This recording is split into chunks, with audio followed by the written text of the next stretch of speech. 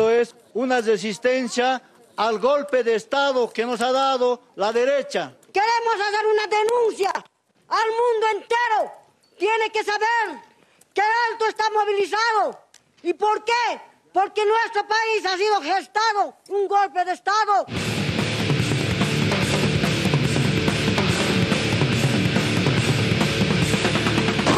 Mira. Bueno, este es un avance. ¿Qué es esto? ¿Intenta avanzar la policía? Claro, pero mirá cómo paran ahí. Porque la gente... ¿Cómo no va a producir muertos esto? Es un desastre. Después de la represión de toda la tarde, ahora lo que hay es tensión. La tensión previa a caer la noche, porque se sabe que a la noche salen a cazar y a detener la gente. Y esto es lo que está pasando ahora. A ver qué pasó ahí. Mira. Una detención en vivo, deteniendo a una persona. Todo tuyo, Rolo, a ver. Se lo llevan detenido.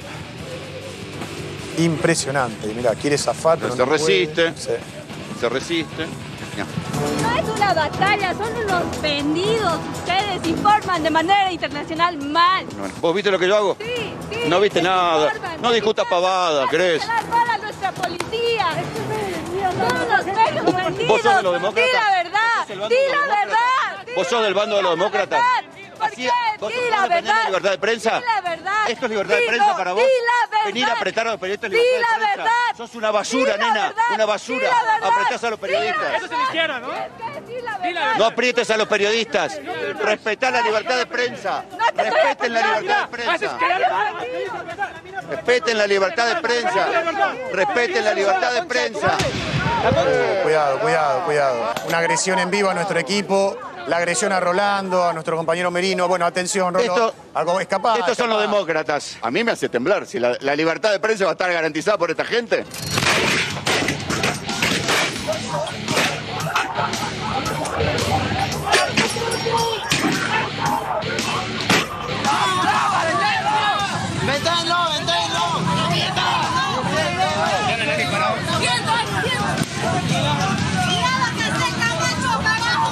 ¡Al piso! ¡Mano Luca! ¡Mano Luca! ¡Mano Luca! ¡Mano Luca!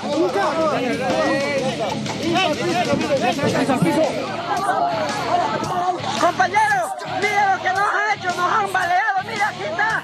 En Yapacarí usaron balas contra la gente civil. Compañeros. Acaban de balear a una persona, bueno, a varias personas de la tercera edad en la zona de Ovejuyo, en la calle 63.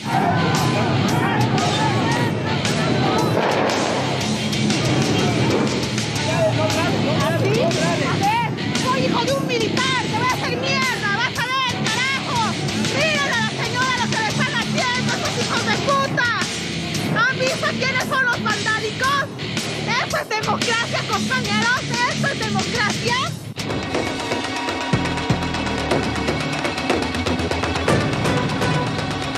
Los policías al Evo Morales lo han traicionado, a este pueblo más nos han engañado, eso no es justo. Por su culpa de los policías se ha ido, los políticos mentirosos están volviendo ahora. ¿Y qué es lo que quieren? Aquí hay un golpe de Estado del Camacho, del señor Mesa y de la policía. Ahora a nosotros nos manda aviones, usted ha visto los precios, ¿no ve cómo manda? Ahora para ellos... policías, tantos policías. ¿No ve? Entonces quieren la plata, nosotros no tenemos la plata, por eso nos mandan aviones. Gracias. ¿Qué quieren matarnos? Aquí está el pueblo. ¿Ha visto los policías cómo están? ¿Qué quieren con nosotros? ¿Matarnos?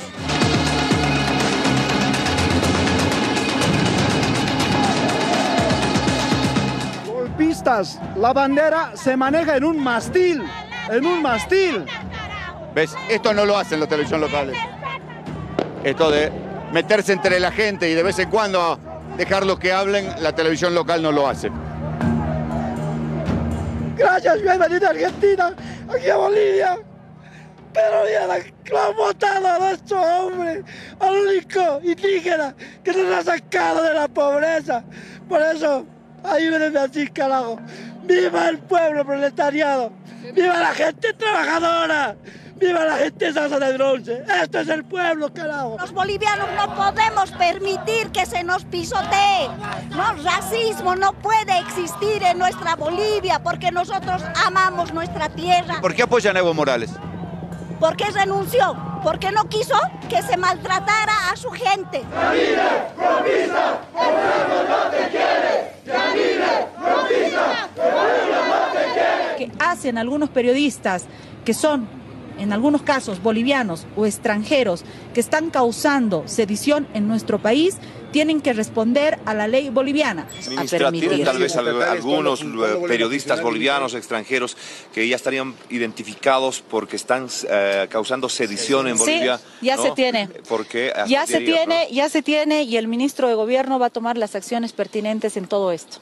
Yo no entiendo lo que quieren hacer, pero ¿desde cuándo los periodistas alentamos a la sedición? Es un concepto extraño para un gobierno que pretende ser un gobierno que viene a recuperar la tradición democrática.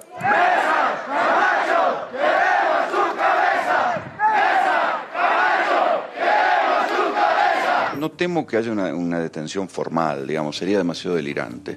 El problema era andar por la calle o que alguien difundiera en qué hotel estábamos parando y ahí nos vinieran a... El temor es la gente común. Era lo que más temíamos nosotros. El temor es la gente común. El temor son los sacados. Claro, los sacados. Sí, claro. Los sacados. Hay 5 personas fallecidas en este duro enfrentamiento, bueno, prácticamente la masacre que ha desarrollado los militares y policías a los... personas quienes han venido del trópico estaban sobre el puente pidiendo pasar hacia la ciudad. Sin embargo, la policía y los militares han lanzado con gases y posteriormente balas.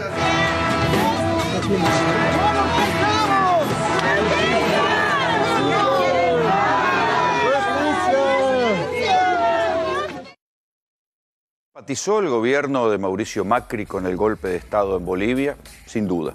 Fue el primero en reconocer el gobierno de Jeanine Áñez, no quiso que Evo Morales tuviera, el vuelo de Evo Morales viniera a la Argentina, hizo infinidad de gestos de simpatía ideológica y política hacia el gobierno de Jeanine Áñez. ¿Fue el gobierno de Jeanine Áñez el de un golpe de Estado? Sí, fue el de un golpe de Estado. A mí me tocó cubrir eso y, a ver, cualquiera que haya trabajado en América Latina sabe claramente cuando hay un golpe de Estado y se veía que había un golpe de Estado, se veía en la represión, se veía en los aviones, sobrevolando, aviones de guerra, sobrevolando manifestaciones pacíficas, era un golpe de Estado.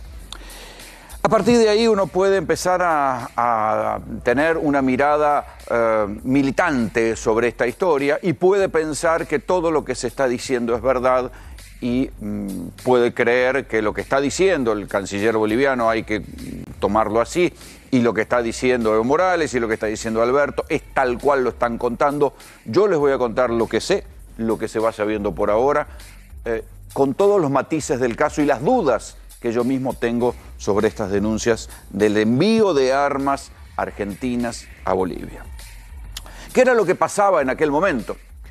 Por extraño que parezca, las fuerzas de seguridad bolivianas, que incluían también al ejército y las fuerzas militares, se habían quedado sin balas represivas, sin balas de goma, sin gases lacrimógenos, y había penuria, le faltaban gases lacrimógenos, le faltaban cosas con que reprimir a la población. ¿Por qué? Porque antes de la caída de Evo Morales, que fue exactamente el 10 de noviembre de 2019, había habido 20 días previos de conflicto, de discusión sobre si había habido fraude, si no había habido fraude, rebeliones, escraches, secuestro de funcionarios y de ministros, toda una serie de conmoción social que había desencadenado que no hubiera gases lacrimógenos suficientes para reprimir a la población. Ahí es donde entran en juego la Argentina y Ecuador. Esto es al menos lo que dice el canciller boliviano. Dice que desde Ecuador y desde Argentina les mandaron balas de goma y gases lacrimógenos para reprimir a la población.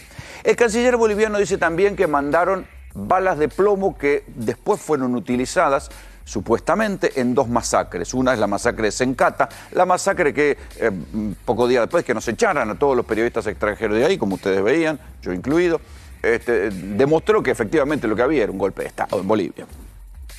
Pero,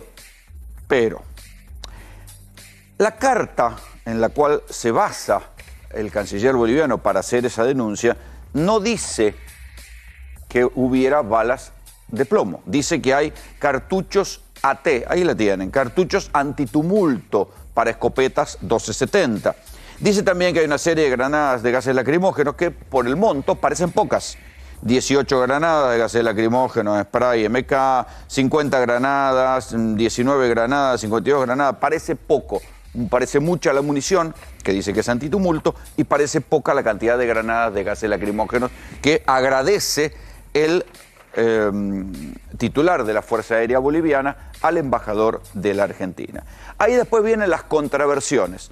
Con una dosis de lógica, el defensor del general de la Fuerza Aérea Boliviana dice: la carta es falsa. A esa hora, el 13 de noviembre de 2019, mi defendido, el general Jorge Gonzalo Terceros Lara, ya lo habían echado. La carta es falsa, dicen. Independientemente de que la carta sea falsa o no, lo que se está confirmando del lado argentino es que los envíos de armas existieron. Y ahí viene otra discusión. Esas armas, ¿eran armas para acompañar al grupo Alacrán de Gendarmería, con el que yo estuve en contacto, que fueron los que a nosotros, los periodistas, nos sacaron hacia el aeropuerto para que no nos metieran presos o no nos acusaran de sedición?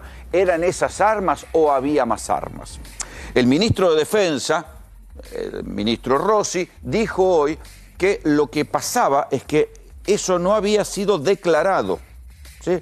Que salió un avión Hércules que partió el día 12 de noviembre, acuérdense, el golpe de Estado fue el 10, el 12 de noviembre, a las 23:50, partió un avión Hércules que llegó a las 5 de la mañana a La Paz. La carta, ¿sí?, del jefe de la Fuerza Aérea Boliviana, que es, por lógica, la Fuerza Aérea Boliviana es la que maneja el aeropuerto, debió haber sido la que recibió las armas. La carta en la que le agradece es del mismo 13 de noviembre y consigna una cantidad de cosas que le dieron a Bolivia.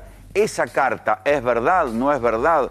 ¿Eso configura un envío de material bélico? Lo vamos a estar analizando en esta edición. Lo que sí les puedo contar es que era tal la necesidad de gases lacrimógenos y balas de goma y de material para reprimir, que Arturo Murillo, que era el ministro de Gobierno de Jeanine Áñez, hoy está preso en los Estados Unidos. ¿Por qué?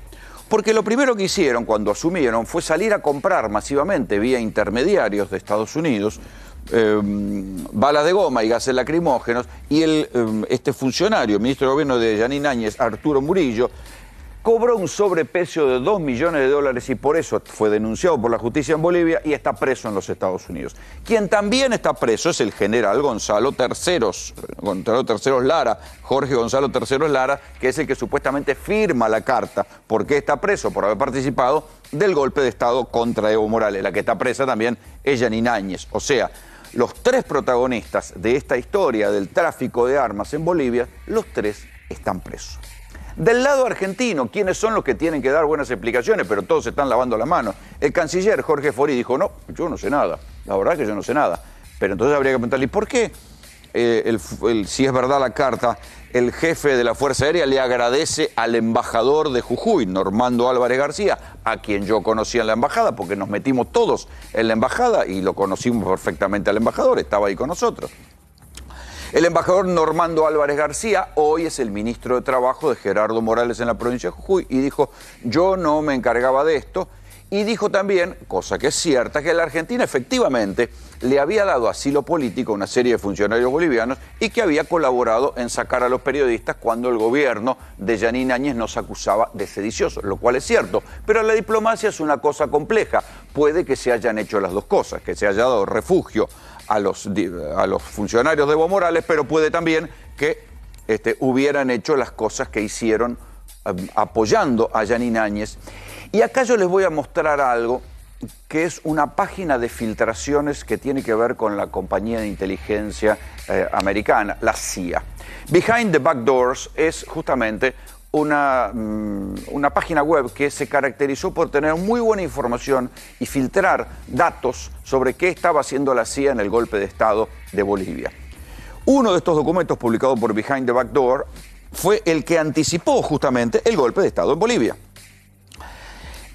Poco tiempo después del golpe de Estado, la misma página publicó ese texto que ustedes están viendo ahí, donde dice textualmente, y por eso digo que no solamente hay que pensar en lo que hizo la gendarmería, sino también en lo que hicieron otras dependencias del Estado, por ejemplo, la tan criticada AFI. Ahí, en ese texto, se dice claramente que, y se da el nombre del jefe de la AFI en Bolivia, dice que colaboraron, la CIA le pidió a la AFI que buscara exactamente los perfiles de los dirigentes bolivianos que podían tener vínculos con el narcotráfico. Le pidió también que identificaran a venezolanos, nicaragüenses y otra gente que estuviera en Bolivia. Le pidió recopilación de inteligencia, dice textualmente, para vincular a los funcionarios del gobierno boliviano con el narcotráfico. Y dice también esta página, ¿sí? Dice, esta información, yo les estoy leyendo la traducción, esta información será utilizada por los servicios especiales de los Estados Unidos para llevar a cabo campañas mediáticas contra Evo Morales, tanto antes como después de las elecciones, como parte del esfuerzo para evitar su reelección. O sea, que uno puede pensar que políticamente el gobierno de Macri, y esto no creo que sea una gran revelación, estaba ayudando o no quería que Evo Morales siguiera, que hubiera un acuerdo tanto con Jair Bolsonaro, con Brasil, como con Estados Unidos, para sacar a Evo Morales de ahí, y que todo lo que viniera para sacar a Evo Morales, la Argentina, Brasil y los Estados Unidos lo miraban con buenos ojos con esos gobiernos. Ahora bien, ¿qué hizo exactamente, qué pasó exactamente en la Embajada Argentina? La gendarmería llevó armas para allá. Lo que está diciendo ahora el ministro de Defensa, Agustín Rossi, es que había un envío no determinado de material bélico. ¿Sí? Dice exactamente Rossi, lo tengo por acá, que ese Hércules C-130, que partió el 12 de noviembre, llevaba un cargamento no identificado. Y dice el propio ministro de Defensa argentino, dice, si el cargamento figuraba como no identificado es porque no podían declarar que era, porque sabían que era ilegal. Se acaba de conocer de parte de la ANMAC, que es el organismo, el nuevo nombre que tiene, el ex RENAR, qué tipo de armamento llevó la gendarmería para allá. Todavía no se sabe el detalle. Dice que hubo 70.000 cartuchos antitumultos. Acá en la carta agradecen solamente 40.000. Dice que hubo 100 sprays de gas pimienta, 661 granadas de mano, que hubo también pistolas automáticas, escopetas de repetición, carabinas automáticas, ametralladoras, fusiles. Ya acá sí empieza a haber armas pesadas como para matar gente, no solamente armas antitumultos. Dice que también la ANMAC tiene registrado que Gendarmería quería sacar de la Argentina chalecos antibalas, cascos y escudos balísticos, visores nocturnos, más de 8.000 municiones de distintos calibres, y todo esto para el viaje de 10 gendarmes. Esos 10 gendarmes eran los gendarmes del Grupo Alacrán, que son los que nos sacan a nosotros. O sea, nosotros los periodistas vimos a los gendarmes del Grupo Alacrán, estaban ahí. Es más, a mí me llamó particularmente la atención que eran gendarmes argentinos, pero que andaban armados por Bolivia. Yo decía, ¿cómo es esto? Un uniformado argentino con un arma andando por Bolivia. Era una situación absolutamente rara.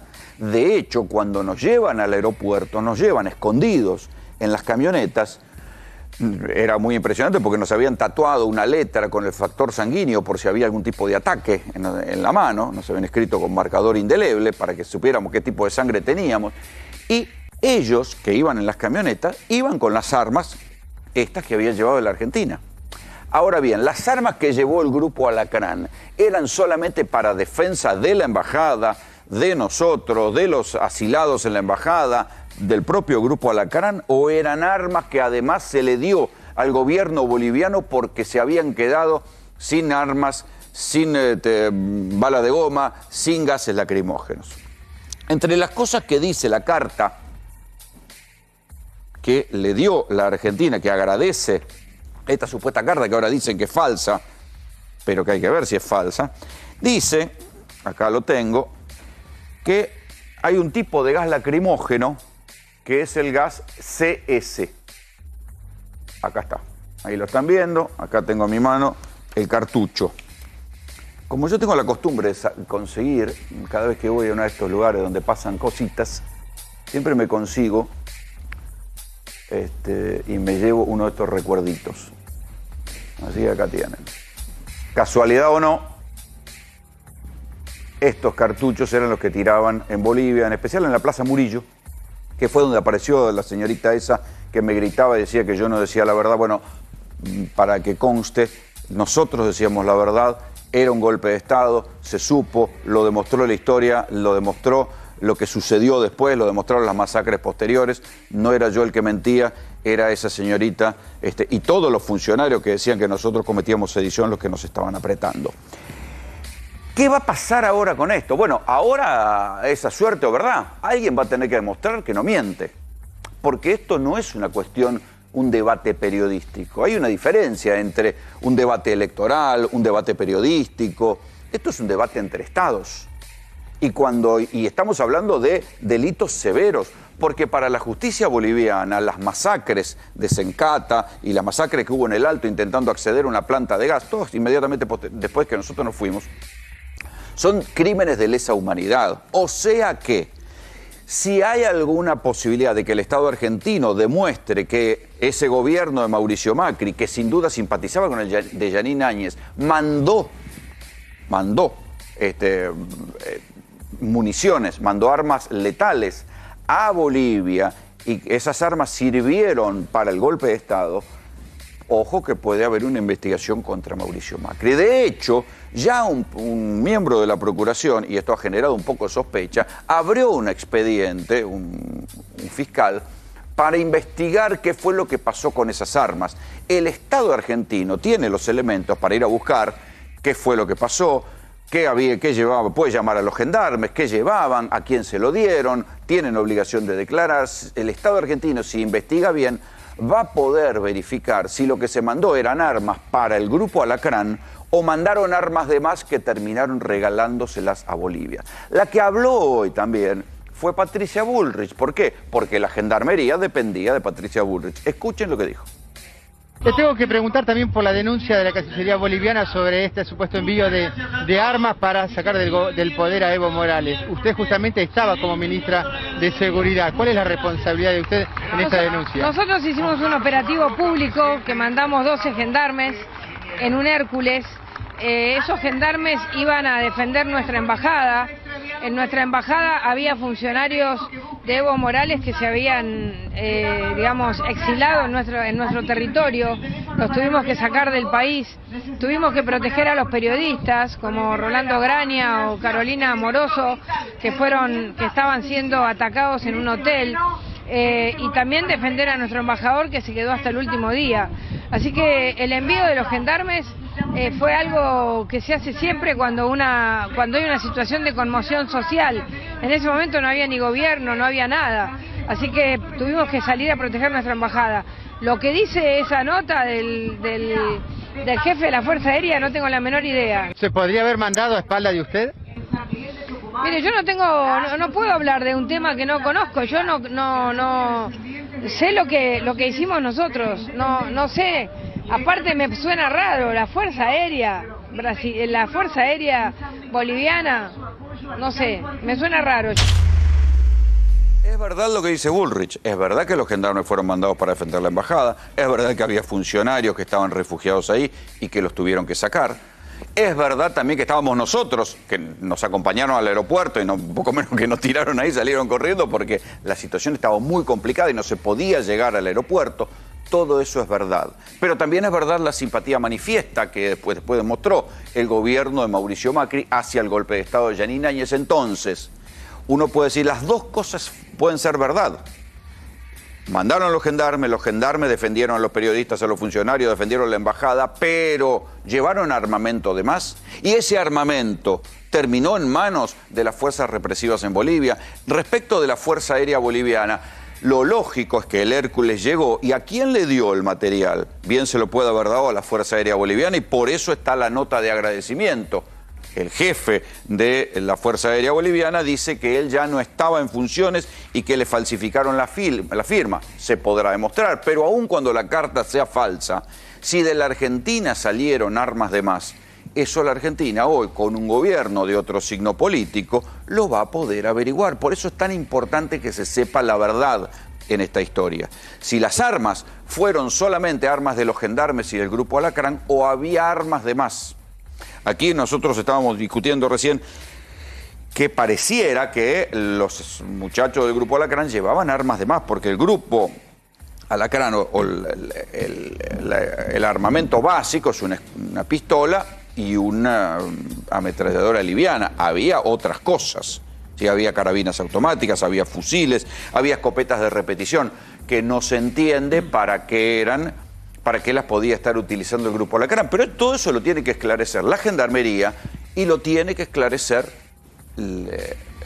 la ANMAC para que dé la trazabilidad de las cosas. También sería interesante que la AFI, que tanto espió aquí en la Argentina, la AFI de Macri, explique realmente qué estaban haciendo en Bolivia, porque la revelación de esa página de Behind the Back Doors que dice, muchachos, el jefe de la AFI, cuyas iniciales son JS, nosotros no podemos revelarlas, trabajó con la CIA juntando información para acusar de narcotráfico, para que esa información fuera utilizada públicamente. En cualquier caso, insisto, las armas se enviaron, esto lo está confirmando ahora la Argentina. ¿Eran armas de más o eran las armas justas que necesitaba llevar el Grupo Alacrán? Y después están las consecuencias jurídicas. Néstor Espósito, ¿cuáles serían esas consecuencias jurídicas? Según la ley boliviana hay penas de hasta 20 años de prisión para los responsables que hubieran cometido el delito dentro de Bolivia o hubieran tenido una colaboración desde el exterior. Pero consideran en Bolivia que es un delito de lesa humanidad porque hubo masacres acá. Sí, la consideración del delito de lesa humanidad tiene que ver con que es un delito que no prescribe, es que se puede investigar todo el tiempo posible. La gravedad de los delitos, casi te diría que a los imputados argentinos les convendría que lo juzgaran en la Argentina, porque la escala penal en la Argentina es muchísimo más baja que la que puede tener el delito en Bolivia. Insisto, en Bolivia hay un artículo que es el 133 que habla del terrorismo. Y la figura del terrorismo involucra a cualquiera en cualquier nivel de colaboración que pudiera prestar para la desestabilización del sistema institucional. Cualquier nivel de colaboración incluye lo que se puede hacer desde afuera del país. La provisión de armas es considerado parte de la colaboración. Con lo cual, estamos hablando de un delito que se pudo haber comenzado a cometer por fuera de Bolivia, pero que se consumó adentro de Bolivia. Entonces rige la ley boliviana. Esa figura arranca de 15 años y termina en 20 años de prisión. Por eso, porque insisto, estamos hablando de un conflicto entre estados, de un conflicto que puede llevar a conflictos graves en lo jurídico, pero hay que demostrar que todo esto así. Uno puede decir, bueno, el gobierno de Macri simpatizaba con Jeanine Áñez, y sí. Ahora bien, eso supone que le mandó las armas. Hay que demostrar que esas armas fueron efectivamente para reprimir al pueblo boliviano y no fueron solamente para que los gendarmes del Grupo Alacrán se protegieran. Vean esto. Hoy hemos tenido acceso a un documento que pone en evidencia que el gobierno de Mauricio Macri de la Argentina en 2019 también aportó con equipamiento, con material, precisamente para que se pueda reprimir la protesta social, para poder consolidar el gobierno que rompía el orden constitucional de Jeanine Áñez.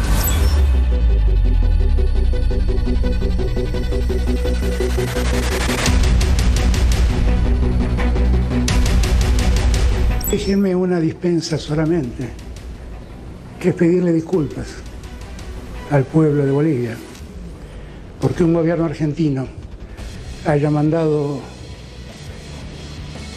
armamento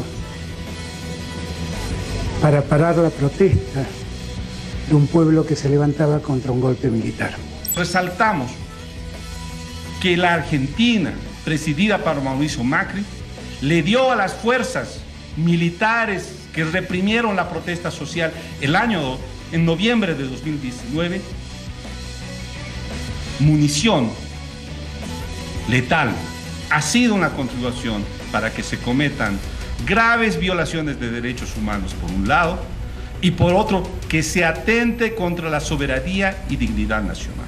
Le tengo que preguntar también por la denuncia de la Cancillería boliviana sobre este supuesto envío de armas para sacar del poder a Evo Morales. Usted justamente estaba como ministra de Seguridad. ¿Cuál es la responsabilidad de usted en esta denuncia? Nosotros hicimos un operativo público que mandamos 12 gendarmes en un Hércules.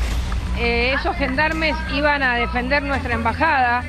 En nuestra embajada había funcionarios de Evo Morales que se habían, digamos, exilado en nuestro territorio.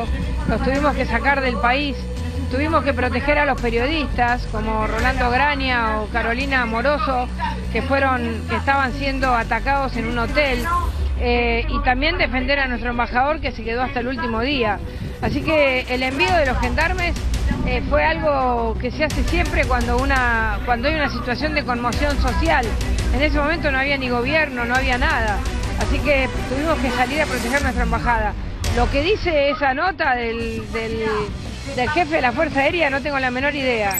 40.000 cartuchos de balas antitumulto, más de 20 gases lacrimógenos con spray y más de 120 granadas de gases fue el material bélico enviado por la República Argentina al Estado Plurinacional de Bolivia en noviembre de 2019, en tiempos en los cuales se perpetraba un golpe de Estado en contra de Evo Morales. ¿Se podría haber mandado a espalda de usted? Mire, yo no puedo hablar de un tema que no conozco. Yo no sé lo que hicimos nosotros. No sé.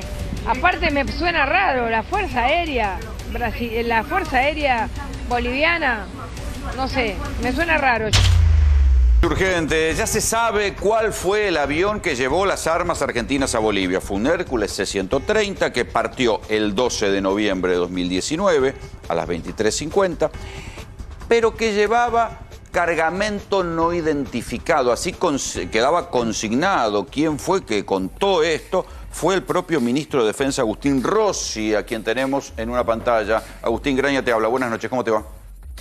¿Qué tal, Rolando? ¿Cómo va? Buenas noches. Bien, ¿qué saben ustedes o qué pueden constatar ustedes de ese vuelo que llevó las armas a Bolivia? No, la información oficial que nosotros tenemos es las actividades que hizo el Hércules C-130. Entonces salió, como vos decías, el 12 de noviembre a las 23:50 desde Palomar, llegó a la madrugada del día 13 de noviembre. La misión oficial que tenía era transportar gendarmes para aumentarle protección a la Embajada Argentina en La Paz. El Hércules era del Ejército, ¿no? No, el Hércules de la Fuerza Aérea. De la Fuerza Aérea, perdón. El Hércules de la Fuerza Aérea Argentina. Llegaron a las 4:40 a La Paz.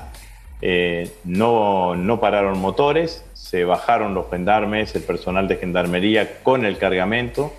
El aterrizaje se hizo en la zona militar del aeropuerto de La Paz. Esa zona está bajo la jurisdicción de la Fuerza Aérea Boliviana. O sea que a vos te parece verosímil la carta de agradecimiento que ahora están diciendo que es falsa de parte del ex titular de la Fuerza Aérea Boliviana.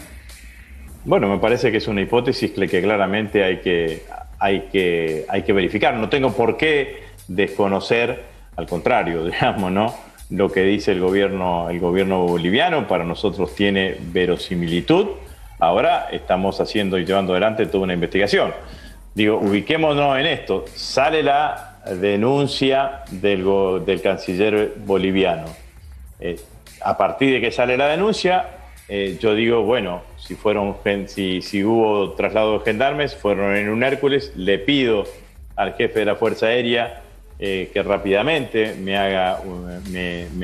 dé la información y me da la información exacta con la constatación de los documentos oficiales que tiene la Fuerza Aérea. Entonces, cuando el jefe de la Fuerza Aérea me dice, mire, el Hércules salió a las 12 y estuvo el 13, y la carta que envía el jefe de la Fuerza Aérea de la Fuerza Aérea Boliviana es del mismo día 13, por más que salió el 13, fechada el 13, se recibió el 15 en la Embajada Argentina en Bolivia.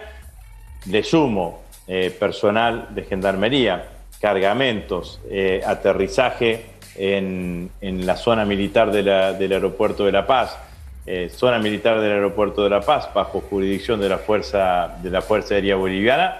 bueno, la verdad es verosímil. Que hay una cantidad de coincidencias que permiten que se lleve adelante toda una cantidad de investigaciones que se tendrán que hacer en la Argentina. Yo sé que se están haciendo, que cada uno de los responsables de las agencias, mi mirada y mi información es la que yo puedo dar de lo que está bajo mi jurisdicción, que es qué hizo el Hércules C-130. Lo que me faltaba decir, no paró motores, subió familiares del personal de la Embajada Argentina,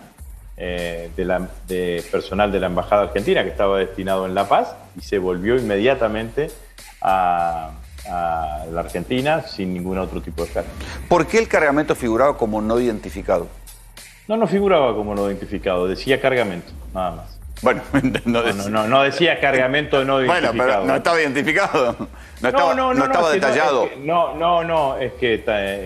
Te pregunto porque no se sabe exactamente si lo que figura, lo que llevó, es lo que figura en la carta del jefe de la Fuerza Aérea Boliviana o lo que acaba de trascender que la ANMAC recibió como pedido para sacar del país esos armamentos.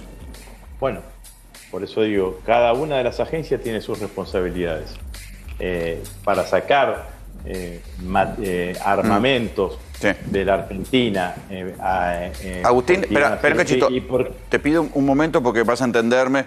Tengo por otra línea justamente al canciller boliviano. Te pido que lo escuches también. Es Rogelio Maita, canciller de Bolivia. Canciller, Rolando Grañas de Buenos Aires le habla. ¿Cómo le va?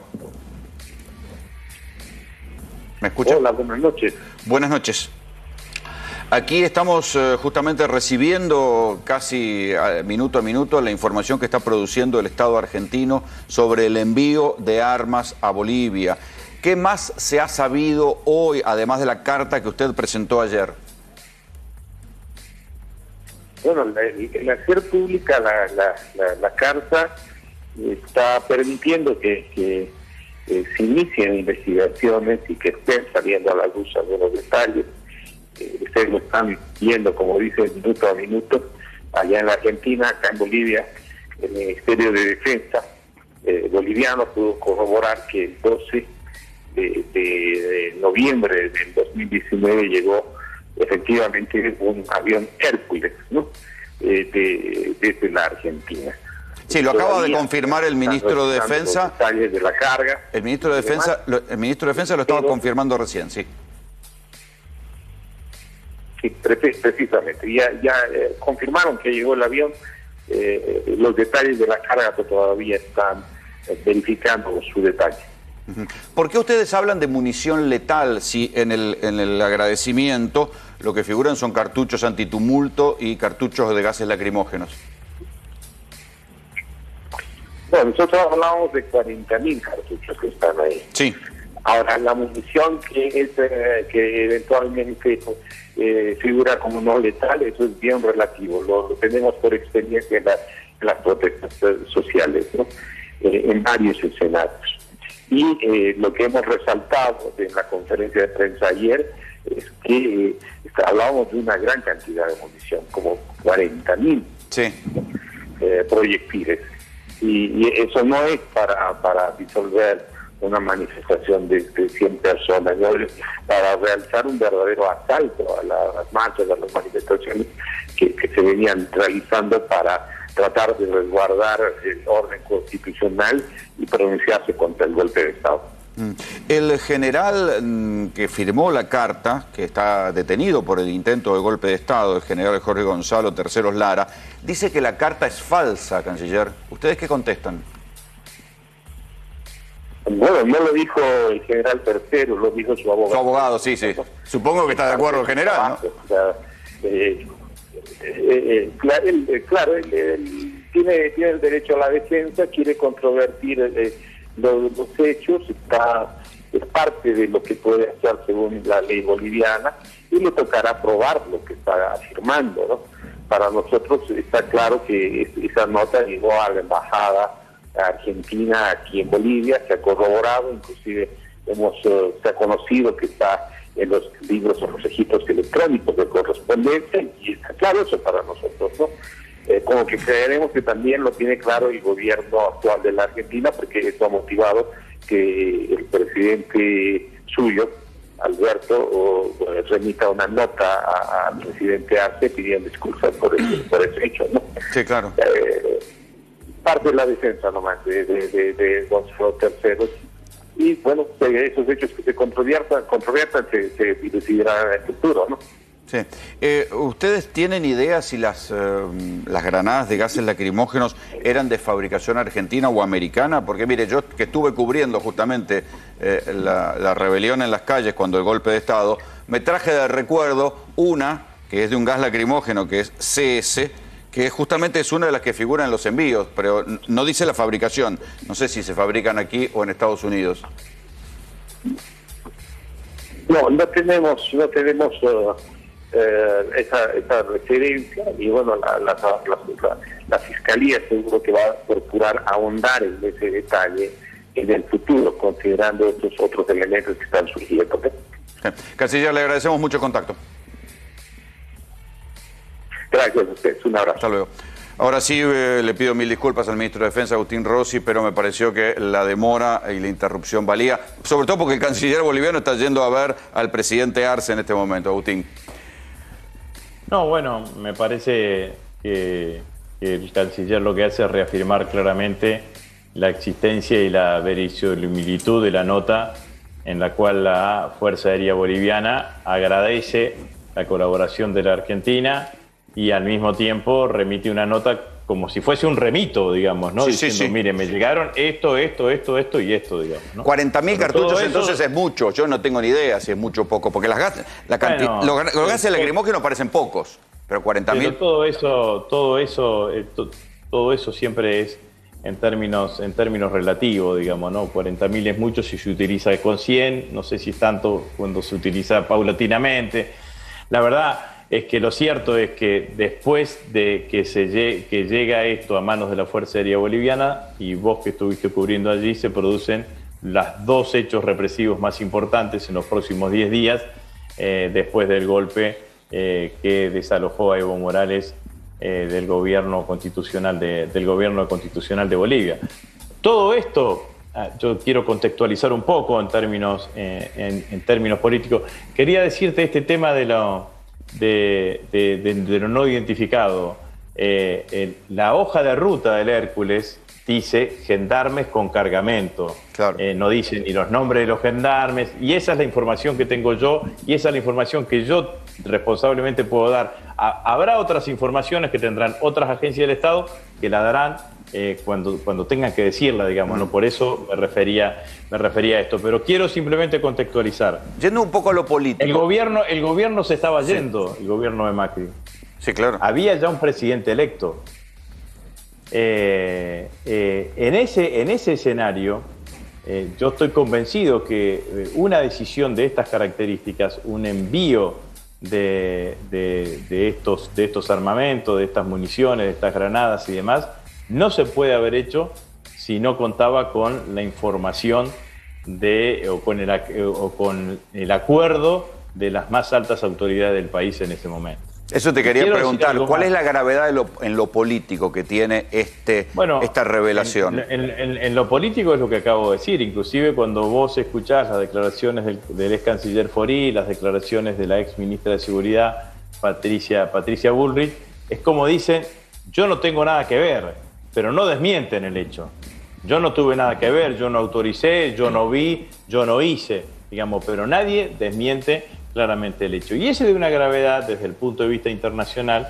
Además, Rolando, vos que tenés años de periodista, este es un país que vivió situaciones muy gravosas con el contrabando de armas a Croacia, con el contrabando de armas a Ecuador, que a partir de ese momento y de todo lo que sucedió, se generó toda una reglamentación y toda una cantidad de pasos administrativos cada vez que exportás o que salen armamentos por fuera del país que necesitan acuerdo de la Cancillería, acuerdo del Ministerio de Defensa, bueno, y que venimos claramente con ese antecedente. Entonces, la verdad es que lo que sucedió es a mí de mucha gravedad desde el punto de vista institucional. Seguramente se harán las investigaciones, se hará una denuncia pertinente y los responsables que estaban en ese momento tendrán que dar las explicaciones del caso. Agustín, gracias por el contacto. Bueno, muchas gracias, adiós. El otro detalle interesante es que yo les contaba que publicaciones internacionales están diciendo que la CIA le encargó una parte de la inteligencia para el golpe de Estado, sobre todo averiguar el perfil de los funcionarios bolivianos y sus vínculos supuestos o inventados con el narcotráfico, a la AFI. El jefe de la AFI en Bolivia, 2 meses antes del golpe de Estado, se fue. ¿Con qué coincide esto? Con las elecciones. Una vez que Macri pierde las elecciones, el jefe de la AFI se va y no está para el golpe de Estado, por eso tampoco nadie podrá decir que pudo participar. Digo, es todo muy extraño. Lo que sí se vio claramente es que había una simpatía de parte de Macri que se apuró a reconocer al gobierno de Jeanine Áñez. Ahora nos vamos a otro tema, muchachos, porque hablando de Macri, Macri está muy preocupado. Dice que es un perseguido político, que la justicia lo persigue por el correo, pero cuando uno desmenuza bien la información, Macri se queja porque hay una diferencia entre pagar los 1.000 millones de pesos que ofreció el grupo SOCMA, el grupo de Papá Macri, ya fallecido, pero que le quedó en herencia a Mauricio, y pagar los 5.000 millones de dólares que debería pagar por la quiebra del Correo Argentino. Hacia 1997, en un marco signado por las políticas neoliberales, el correo estatal se privatizaba. El presidente Menem transfirió esta mañana el Correo Argentino al consorcio privado que integran el Grupo SOCMA y el Banco de Galicia. Ahora esto corre por cuenta de los empresarios del sector privado. Vamos a tener un correo de avanzada, de primer nivel. Yo tengo la más absoluta certeza que así va a ocurrir. Licitaciones, en el mayor caso posible, enfocada para la concesión. O sea que el empresario sea total, hace la obra y a su riesgo le cobra al usuario. Me habla de riesgo empresario, pero son caraduras. ¿Qué son? ¿El riesgo empresario en la Argentina? Sí, por supuesto. Lo destruyeron prácticamente, el querido Correo Argentino. Claro, seguro que Mauricio no sabe lo que pasa en el Correo Argentino, pero Mauricio es Macri. Nunca nadie es culpable por sí solo de lo que pasa, ¿no? Es un poco las reglas del juego en el cual uno se tiene que desenvolver y que ha permitido que ciertas empresas, por esas reglas que siempre tienen, en exceso de reglas siempre hay huecos en los cuales alguien se puede filtrar, ha permitido que se desarrolle esta sociedad entre burocracia y algunas empresas, ¿no? Macri, una de las causas que tenemos en el Congreso es la causa por el contrabando. Ellos fueron procesados por contrabando agravado. Digo, hay que pensar, porque hay que pensar, las personas cuando cometieron delitos antes, los cometen en el futuro, digo. El Correo Argentino es una de las privatizaciones más vergonzosas de las que se pueda tener memoria en un país donde casi todas las privatizaciones fueron y son vergonzosas. Que el gobierno tiene decidido anular la privatización del correo. Creo que todas estas operaciones, que lamento que ustedes se hagan eco, ¿no? Déjanos a nosotros, en todo caso, decidir qué es información y, bueno, sí, y qué no. Lamento que tengamos este criterio de que el rumor tenga que ser información. Durante toda la campaña nosotros escuchamos que Macri dijo que Ibarra era inútil. Ibarra dijo que Macri era corrupto. La verdad es que los dos tienen razón. ¿Está eventualmente dispuesto, como parte de su familia, a devolver dinero al Estado por el tema del correo? Si tuviese que hacerlo, mi familia lo tendrá que hacer. Creo que es un pleito muy complejo. No pensamos un mecanismo para controversias judiciales como esta, que existe entre el Correo y el Estado, donde el concesionario del Correo era mi padre. ¿Qué desempeñás? ¿Qué rol desempeñás en esa empresa? Yo trabajo dentro de la organización que preside mi padre. Tomo parte en el holding del comité directivo, se reúne semanalmente para tratar la política general del grupo y aparte me ocupo directamente de algunas empresas. Bueno, cuando yo te digo patria contratista, ¿te sentís bien o mal? Y me siento directamente involucrado porque soy responsable de ese sector al cual se lo llama, mal llama patria contratista, ¿no? Por eso yo lo he instruido al doctor Aguad a que volvamos a foja cero, porque lo bueno es que no hay ningún hecho consolidado. Acá no sucedió nada todavía. No se condonó, no se pagó. El grupo empresarial de Mauricio Macri nunca pagó los cánones del Correo y adeudó y fue juntando una deuda muy importante para con el Estado Nacional. Deuda que, recordemos, quiso liquidar mediante una maniobra realmente muy discutible. Cuando era presidente. Hubo que dar marcha atrás. Quiso, en realidad, autocondonarse una deuda en donde de los dos lados del mostrador terminaba firmando Mauricio Macri. Es decir, hacía la oferta a Macri y la aceptaba Mauricio Macri, algo que era a todas luces inconducente. ¿Qué es lo que ofrecieron? Pagarle al Estado, al contado, 1.000 millones de pesos actualizados al día de hoy, es decir, como cifra final, y establecer en 10 cuotas anuales, es decir, durante los próximos 10 años, el pago al resto de los acreedores, como pueden ser la FIP o el Banco Nación. Hay dos posibilidades, una es que se acepte la propuesta, la otra es que se declare la quiebra. Si se decreta la quiebra será una pérdida millonaria para el Estado argentino. En el caso de que se acepte la propuesta, será una pérdida millonaria para el Estado argentino. Han declarado la quiebra de la empresa Correo Argentino. Persecución y venganza, denuncia Mauricio Macri. El gobierno busca venganza, buscan dañarme y tienen como objetivo a mis hijos, dice como Mauricio Macri. Dice, la fiscal Gabriela Boquín rechazó todas las propuestas de pago hechas por Correo Argentino y solo se preocupó por perseguir su quiebra. La fiscal no quiere que el Estado Nacional cobre, quiere que el Correo Argentino quiebre. Uno se deja enredar por el laberinto del Correo Argentino, termina no entendiendo un carajo, pero es sencilla la historia. Es una concesión, no pagaron el canon y la quiebra la fueron demorando y demorando y demorando. Yo creo que también con cierta connivencia de un ala del gobierno de los años de los Kirchner. Pero bueno, la cuestión que la quiebra se fue demorando y 20 años después Macri dice, me persiguen.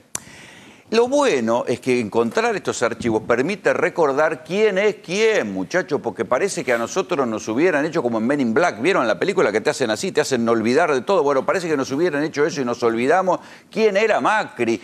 La que parece que se olvidó, la que más se olvidó quién era Macri, es Elisa Carrió. Y acá van a poder ver en este tape cuánto cambió Carrió y cuánto cambié yo. Fíjense. La Argentina sabe quiénes son los Macri. ¿Saben qué hicieron con Correo? ¿Sabe qué hicieron en este caso? ¿Sabe qué hicieron con las cloacas? Digo, si la gente quiere votar a alguien que formó parte del saqueo, también se hará responsable. No creo que esto aumente más de lo que la conciencia de todo el mundo sabe. El problema es si uno se hace cómplice de esa verdad o no, pero esto es parte del electorado. Hace unos días usted dijo que Macri era un contrabandista. ¿Tiene que ver con esta acusación? Absolutamente, absolutamente. Para evadir impuestos, para no pagar impuestos, para no pagar ganancias, para no pagar IVA, inventaron una sociedad fantasma a partir de la cual había importación individual. Y esto era todo el grupo Sebel, digo. Esto es así, la verdad no puede ser cambiada. Y después obtuvieron garantía de impunidad por distintos tribunales de justicia, como es el caso también de Meyer con María Julia Alzogaray, porque la Corte funcionaba como garante de impunidad y no como tribunal de justicia. Pero está cambiando, yo creo que en esto yo felicito al doctor Kirchner generosamente, porque le ha cambiado la voluntad a muchos mercenarios.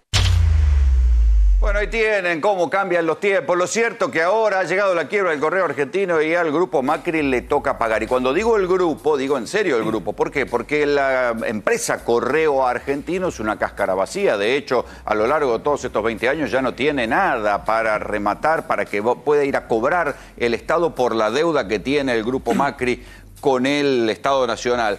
Pero entonces, ¿quién tiene que responder? SOCMA. SOCMA es la sociedad central, Sociedades Macri. Claro, ellos son los que deberían responder. La diferencia de plata, Macri Mauricio ofreció 1.000 millones de pesos, pero el Estado argentino le está reclamando alrededor de 5.000 millones de pesos. Acá no hay persecución política. No quieren pagar, quieren ahorrarse 4.000 millones de pesos. ¿O no, señor Espósito? Lo que dice el fallo de la jueza Marta Ciruli es que el grupo, que la empresa Correo Argentino pudo haber hecho una oferta mejor y que especuló para no hacerla, para llevar hasta último momento, a forzar en ese último momento un pago mejor.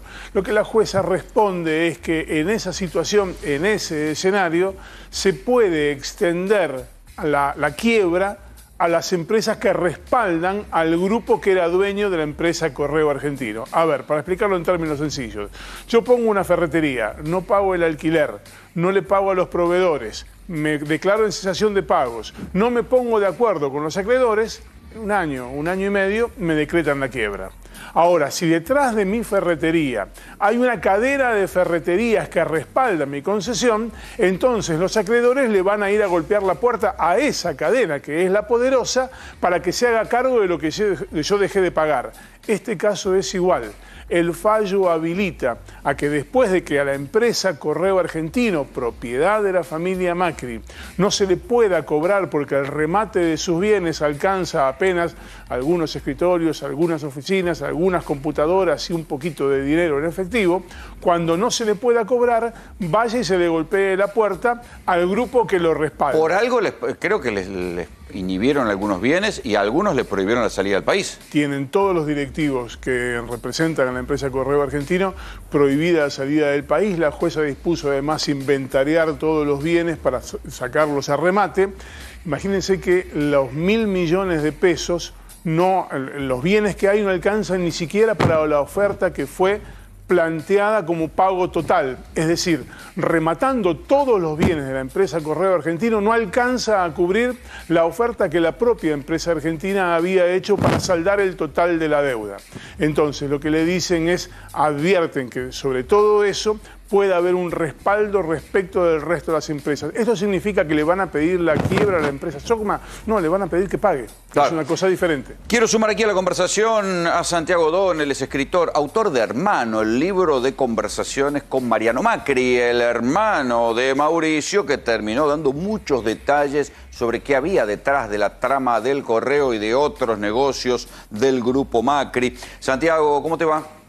¿Qué tal? ¿Cómo estás, Rolando? Bien. ¿Por qué está tan preocupado Macri por la causa Correo? ¿Solo por plata? Me parece que es más un tema de que podría haber cosas rayadas con ilegalidad, ¿no? Me parece que, por ejemplo, lo que Mariano Macri dice en mi libro es que de alguna manera hay una deuda ahí, con el 38% de la deuda la tiene un banco austríaco que se llama el Mainl Bank, que es famoso porque pagó las coimas de Odebrecht, sí. Un banco que compra una deuda cuando ya no había, las acciones no valían nada, la empresa no funcionaba, ya había sido estatizada, o mejor dicho, la concesión ya se la habían sacado, y este banco se queda con el 38% de la deuda. Y entonces dicen, ¿por qué haces un banco que nunca estuvo en la Argentina, no opera acá, nunca compró ningún correo, y sin embargo lo acaban de suspender en Europa por lavado de dinero? Bueno, la sospecha es que el banco, digamos, de algún modo es el testaferro del grupo Macri. Entonces lo que decía Mariano es que además de que esto es así y de que la plata ellos la recuperarían a través de fundaciones y de empresas offshore, decía que este banco estaba funcionando de alguna manera, los Macri dejaban que se agrande la deuda del Correo a propósito, un poco lo que venías hablando vos antes, para que así, eventualmente, ellos podían decir, bueno, ahora le debemos tanta plata que le tenemos que entregar la joya de Sogma, que es Sideco, que es la empresa que realmente produce plata para los Macri. ¿Y por qué eso? Porque tenían una deuda, y tienen una deuda enorme con un banco brasilero, el Bandes. Entonces, para no pagar el Bandes, iban a tratar de vaciar la empresa, agrandando esta deuda del Correo, para traspasar sus bienes al banco austríaco. Qué mundo increíble, un mundo incomprensible para el común de los mortales. Bueno, esto lo denunció Mariano Macri ante la Comisión de Valores, no es que solamente en mi libro, y ante la justicia comercial. O sea, esto es lo que dice la causa judicial que Mariano Macri le hace a sus hermanos, porque después ahí el presidente dice involucran a mis hijos. Claro, él también denuncia que las acciones de Mauricio Macri pasan a sus hijos como una forma de testaferro, y que después los propios hijos le pasan las acciones al hermano Jean-Franco. ¿Tiene algún argumento serio para decir que es una persecución política, Macri?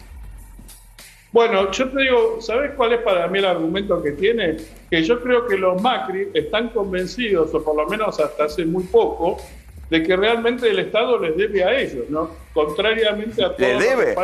¿Por el Correo? Por el Correo. Porque esto parece que se lo da Menem el Correo. Yo no conozco la letra chica del contrato, pero aparentemente decía, por ejemplo, que todos los organismos del Estado tenían que contratar con ellos. Y decía, por ejemplo, que había, no sé, 60 sindicatos en ese momento dentro del Correo, tenía que haber pocos sindicatos. Y decía que además le tenían que pagar a tiempo. Entonces se ve que muchos ministerios iban con OCA, otros no le pagaban, qué sé yo. Entonces el tipo dice, acá nos está debiendo tanta plata del Estado que listo, no pagamos la concesión porque nos debe más plata del Estado de la que nosotros estamos pagando en la concesión. Claro, ahora, invertir el riesgo empresario, que ello que no figura en la palabra de la patria contratista, ¿eh? Claro, claro. No, y después, de hecho, cuando ellos hacen esta oferta que es casi una estafa al Estado, según la fiscal Boquín, ¿no?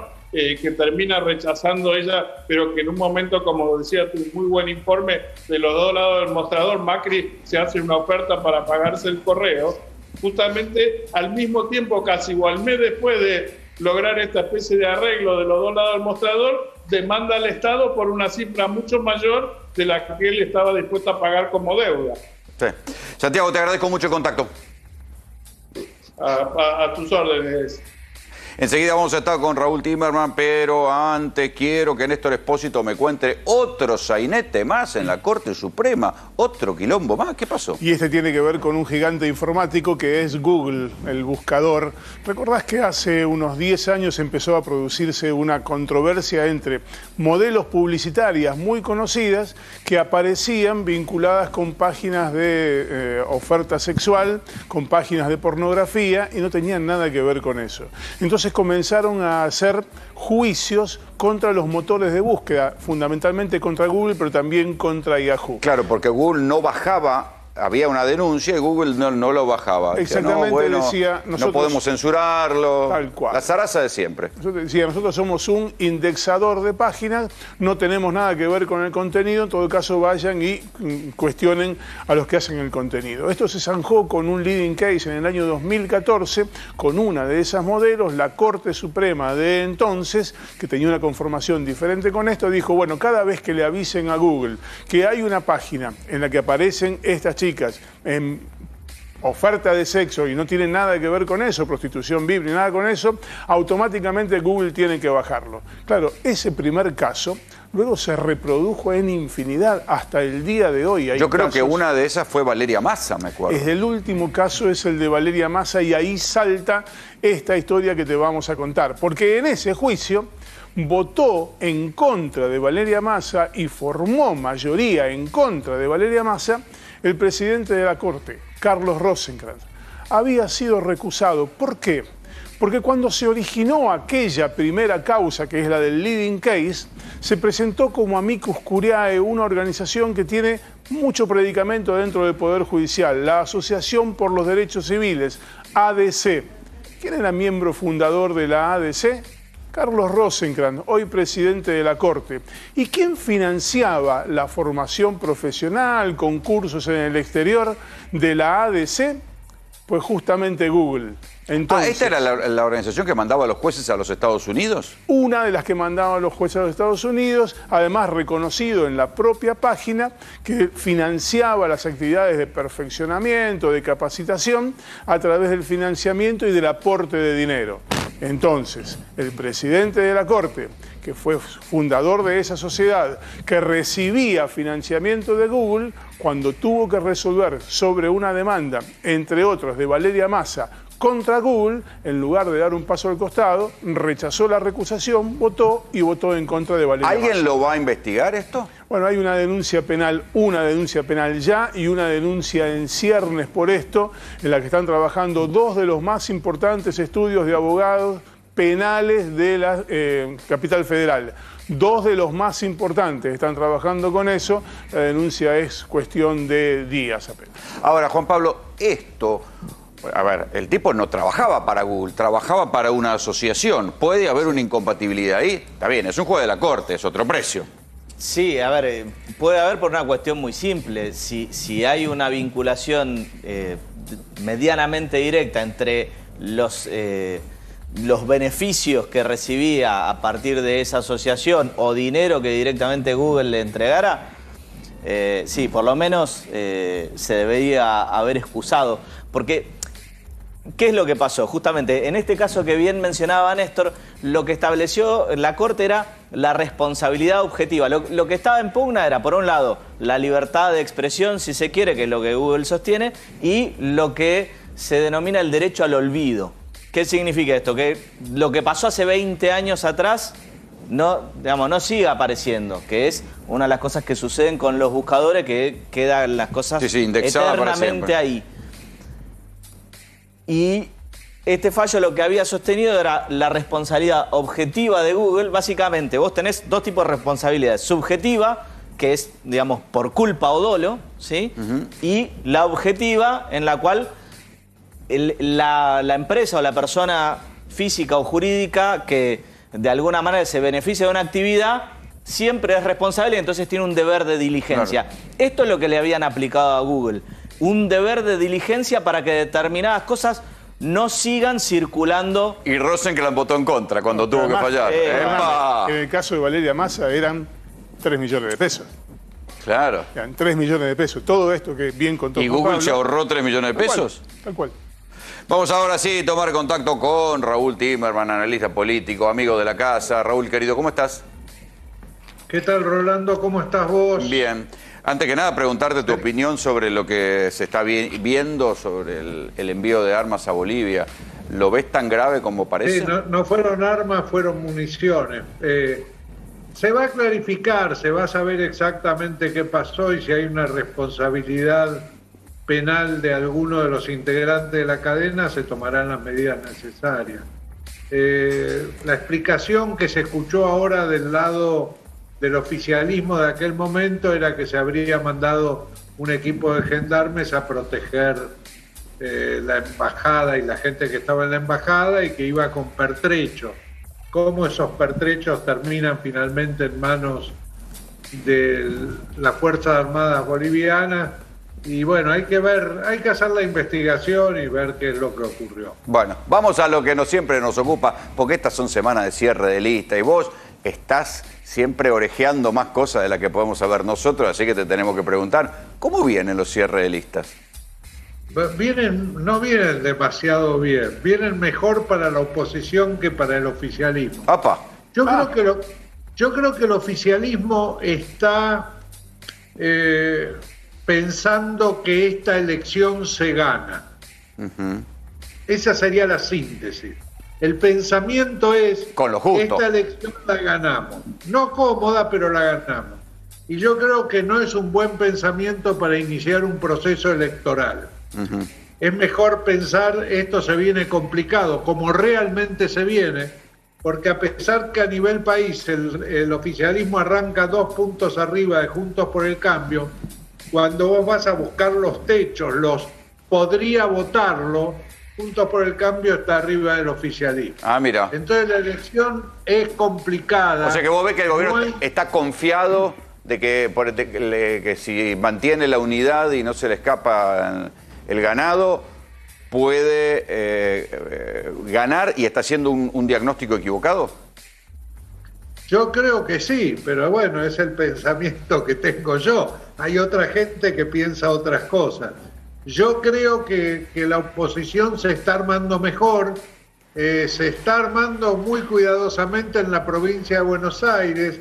El ingreso de Facundo Manes, que no es alguien que me resulta interesante desde el punto de vista de la política, pero para esta elección, para el radicalismo, en las PASO, con el PRO, le puede dar una sorpresa. Tal es así que alguno que se pensaba que iba a estar en la lista de Santilli posiblemente aparezca en la lista de Manes. Ah, mira. ¿Cómo se van a dar las alianzas ahí? Aparezca algún peronista, digamos, ¿Vos ves que pensás que puede haber un batacazo de los radicales en provincia, en las PASO? Mirá, es muy difícil en provincia. En provincia arranca 8 puntos arriba el Frente de Todos. No, digo de los radicales por adentro de Juntos por el Cambio. Ah, sí, creo que sí. Mira. Creo que sí, tengo en cuenta que el equipo de campaña de Horacio Rodríguez Larreta es muy fuerte y lo va a volcar a las manos de Santilli, porque están arrancando en la ciudad de Buenos Aires 15 puntos arriba y tienen una muy buena candidata.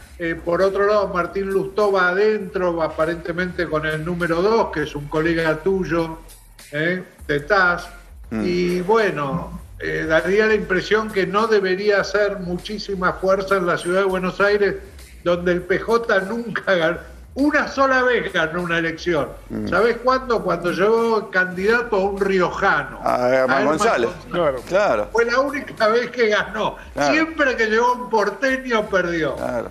Y acá en Ciudad de Buenos Aires, ¿quién va a llevar el frente de todo? ¿Qué sabes? Y no, lo lógico... Mirá, si vos tomás ciudad y provincia, hay 4 listas. Diputados nacionales y provinciales en la provincia de Buenos Aires, diputados nacionales y legisladores de la ciudad en la ciudad de Buenos Aires.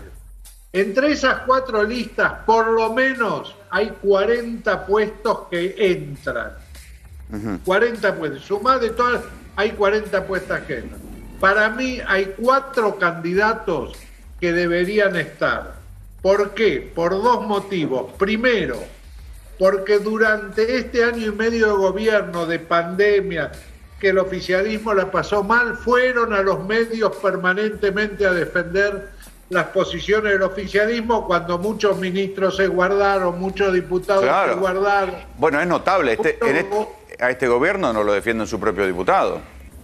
Por eso. Pero hay 4 que lo hicieron y la militancia vería con agrado que esos 4 estén en la lista. Vamos a ver qué dicen. Sí, son como los jugadores que pide la tribuna, si vos. Claro, los que piden la tribuna que ingresen. Son, sin lugar a dudas, Leandro Santoro, en la ciudad de Buenos Aires. Y yo creo que Leandro Santoro, digamos, ha sido la gran espada del oficialismo, siendo legislador de la ciudad, defendiendo la política a nivel nacional. Segundo, Victoria Tolosa Paz, que ha recorrido los medios en forma sistemática, yendo a todos los programas, defendiendo muy inteligentemente la posición del oficialismo. Tercero, Jorge Rachid, que ha defendido la política sanitaria oficial todos los días en todos los medios gráficos, radiales, televisivos. Y cuarto, Aníbal Fernández. Aníbal Fernández, siendo presidente de Yacimientos Carboníferos Fiscales, digamos que es... Sí, un lugar marginal. Desde el punto de vista político, también se ha pasado defendiendo la posición del gobierno. No es que coincida 100%, pero considera una obligación defenderla ante la otra alternativa y porque se siente peronista. Esos 4 la militancia los pide. ¿Qué van a hacer? Si van a hacer un club de amigos, si van a poner a la esposa de, o a la amiga de, o al marido, no lo sé. Pero eso está claro que es pedido. ¿Vos ves complicada la elección en provincia para el gobierno? Mirá, pienso que se puede convertir en complicada, aunque no creo que esté en riesgo poder ganar. Pero para eso hace falta una estrategia de campaña y una ejecución de la campaña. Y hoy el gobierno no tiene ni un estratega ni un ejecutor para una campaña. Pero está Cafiero, Antonio, está Santiago Cafiero al frente de la campaña como jefe de campaña. ¿No es ese su trabajo? Sí, pero el jefe de campaña no es el ejecutor. Hay un ejecutor que sabe de campañas políticas. Pensá que el jefe de campaña de Daniel Scioli fue Jorge Tellerman, y a los 3 días se fue a trabajar al gobierno de la ciudad. Y no era un hombre que sabe. El que manejaba la campaña era Juan Courel. El que manejó la campaña, el jefe de campaña de Alberto también era Santiago Cafiero. Cuando era presidente, la manejó Juan Courel.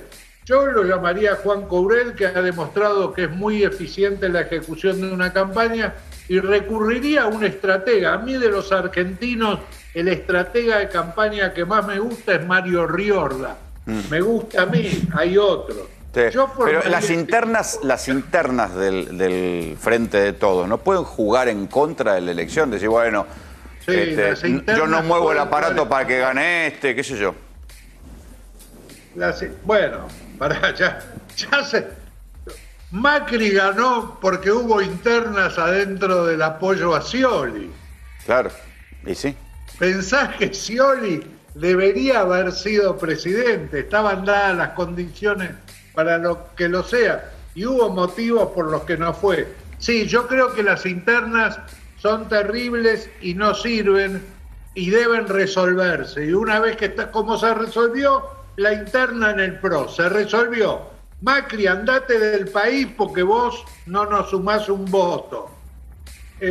Patricia, dejá que juegue María Eugenia Vidal en la ciudad, que quiere ser la candidata en el 2023 a jefa de gobierno, y vos, en lugar de elegir un territorio, sos la presidenta del PRO, jugá en toda la cancha, recorre el país acompañando y apoyando a todos los candidatos de Juntos por el Cambio. Resolvieron la interna, Patricia tiene su proyección para el 2023, Horacio Rodríguez Larreta también la tiene y en ese momento se va a dirimir. Pero cuidado con un radical. Hay un radical con aspiraciones presidenciales y que está armando las cartas internamente en el radicalismo para ir a celir. ¿Quién? ¿Morales? ¿Quién? ¿Morales? Gerardo Morales. Y claro, el gobernador. El gobernador de Jujuy, sí, claro, señor. Pero es un gobernador, tiene algo de aparato, puede poner al partido detrás y claro. Sí, y tiene varias cosas a favor, Gerardo. No te olvides que Gerardo Morales, en el radicalismo, en la convención de Gualeguaychú, encabezaba la posición de ir con Sergio Massa, no ir con Mauricio Macri. Claro. Perdió, se fue a Jujuy, ganó las elecciones, volvió a ganar, es decir, reafirma su liderazgo. Y se bancó 1000 presiones en todo este proceso. Es verdad que le fue muy mal con la pandemia y recibió mucha ayuda del gobierno nacional. Eso sí, pero acaba de bueno. volver a ganar, de dividir al peronismo y volver a ganar. Sí, yo no creo, el peronismo sabe que si va dividido pierde. Bueno, lo de Jujuy fue... También los políticos se equivocan, Vos fíjate que no hay ningún político del oficialismo que tenga un diferencial de imagen positiva, es decir, más imagen positiva que negativa. No hay ninguno. Claro. Absolutamente ninguno. Los únicos son de la oposición.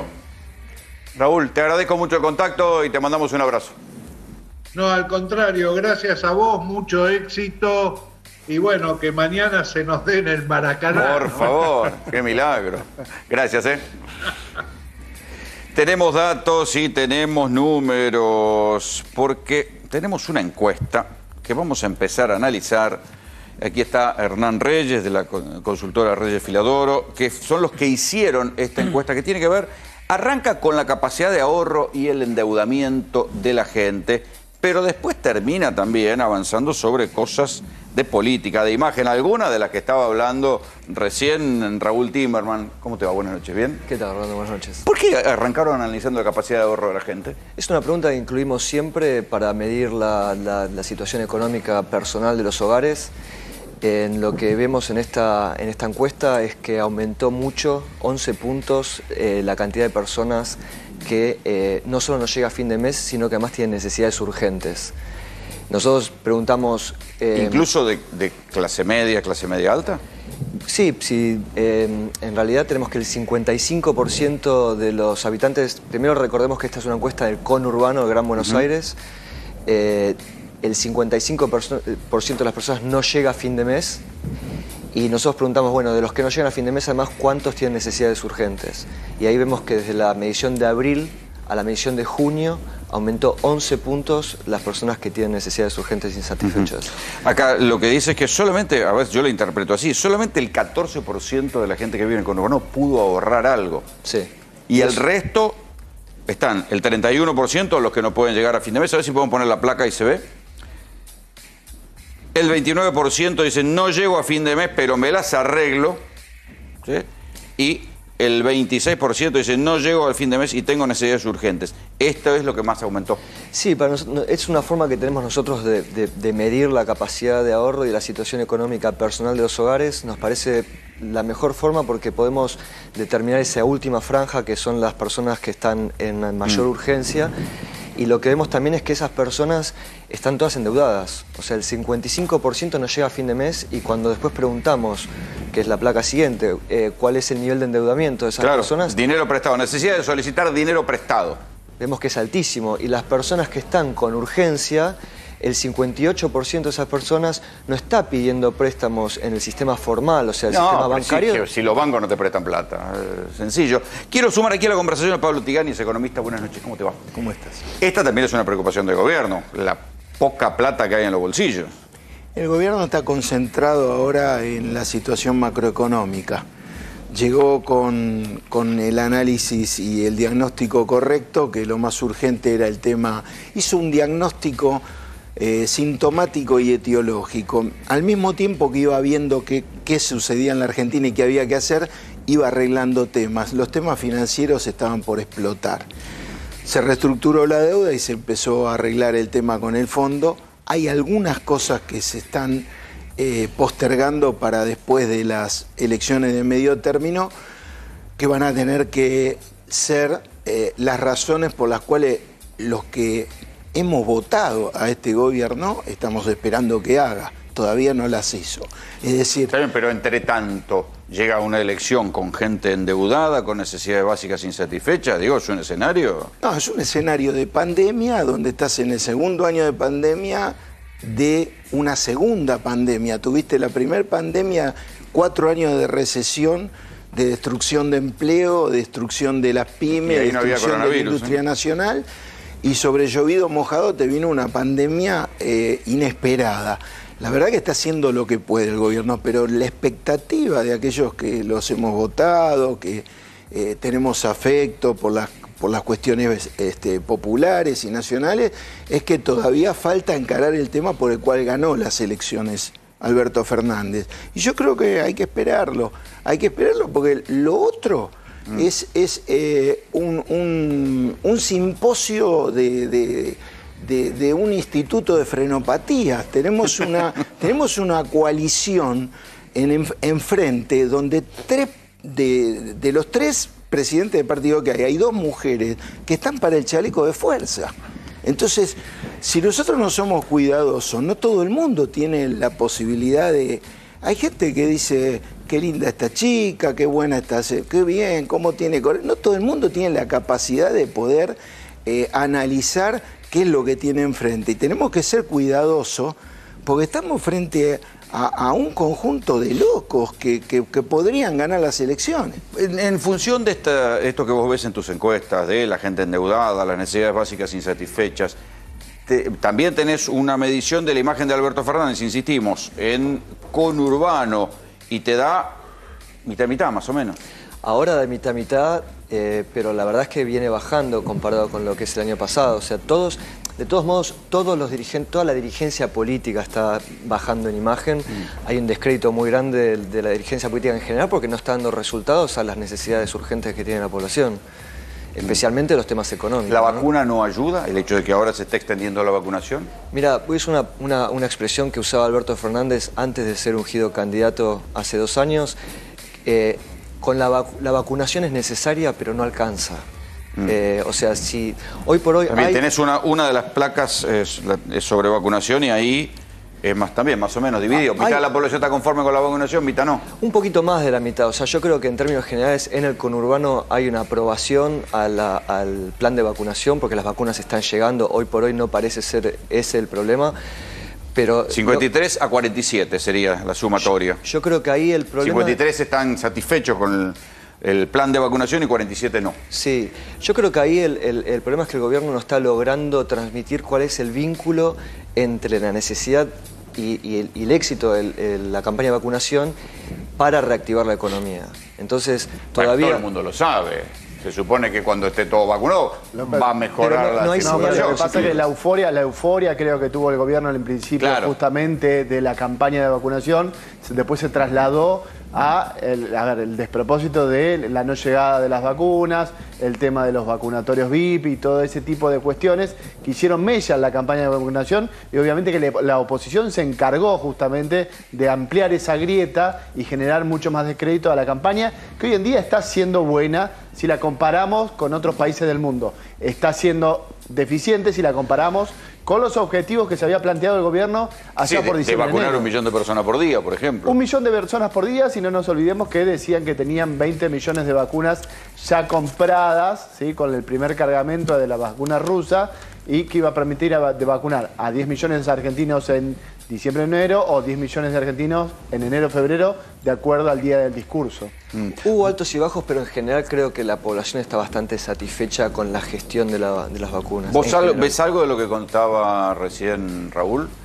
¿En provincia sobre todo? ¿Con qué parte? No, que dice, bueno, que el gobierno está un poco confiado que va a ganar con lo justo y que él no la ve tan clara. Sí, yo creo que el gobierno está confiado.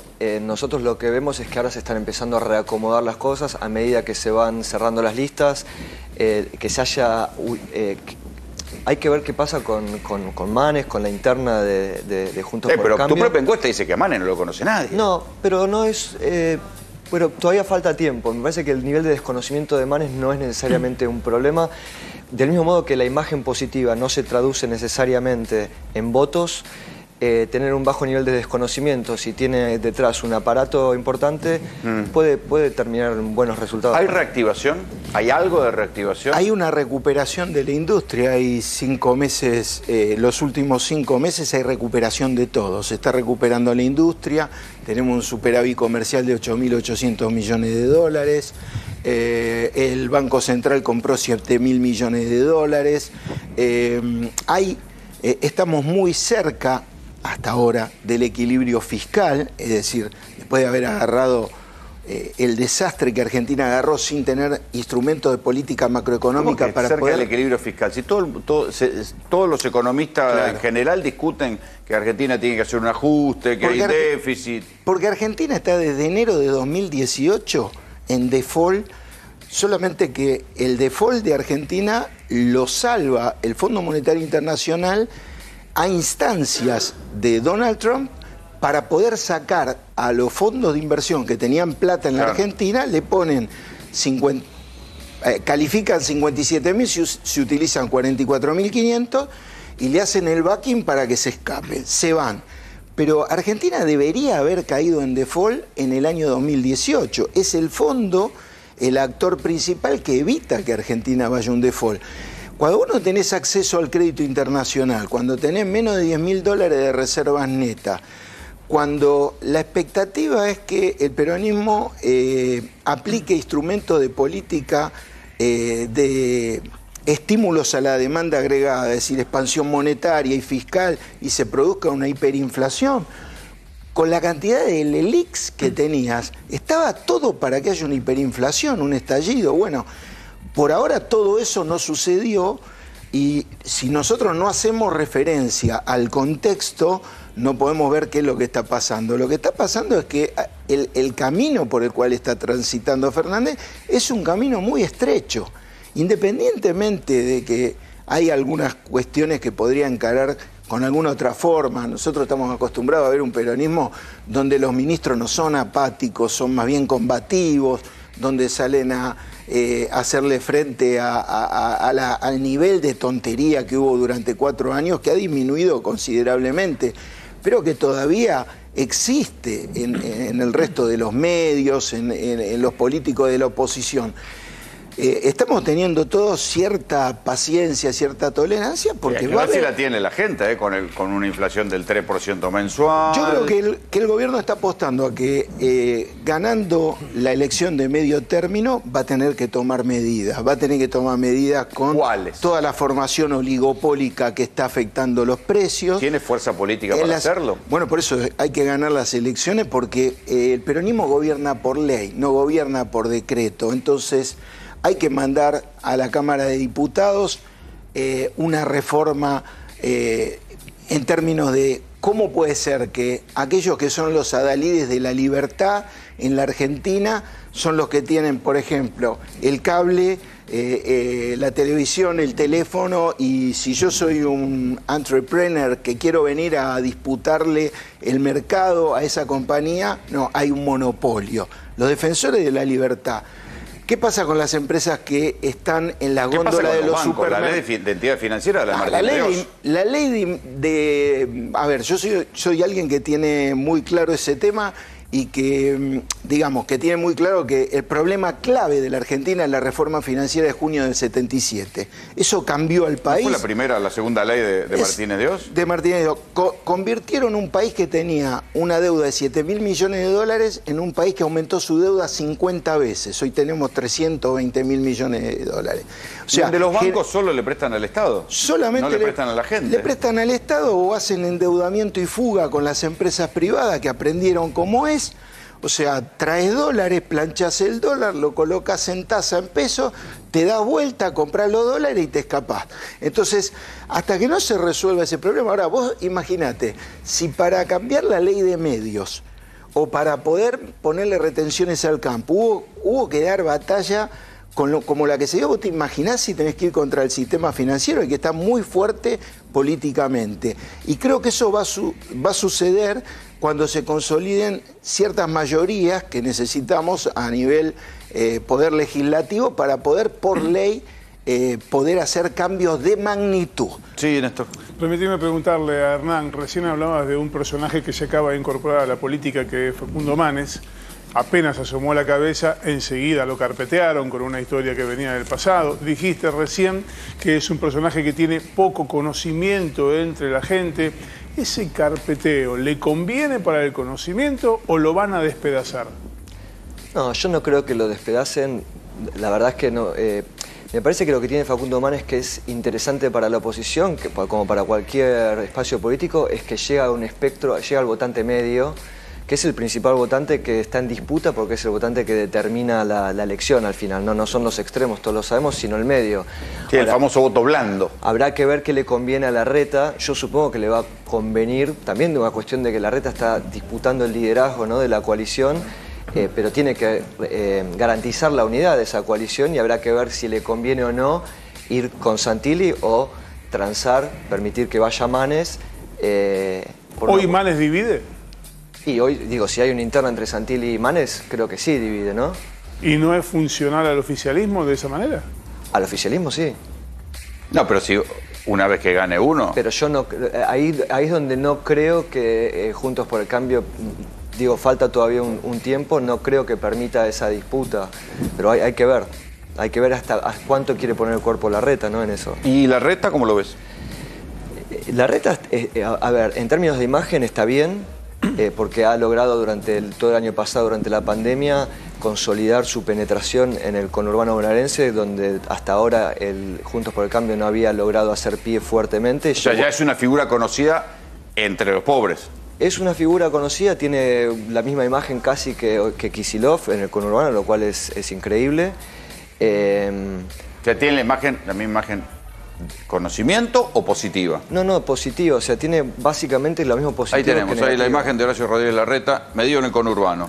Más positiva que negativa, me parece que eso es muy bueno. Bueno, claro, es lógico. No se traduce Cualquiera que vive en el conurbano ve la ciudad y dice, bueno, yo prefiero estar del otro lado. Sí, también tiene la actitud de Larreta hasta ahora ha sido buena, digamos, para ciertos votantes. Eso no se traduce en votos. O sea, hoy por hoy el oficialismo está, como decía, creo que Raúl dijo, está arriba unos 8 o 10 puntos.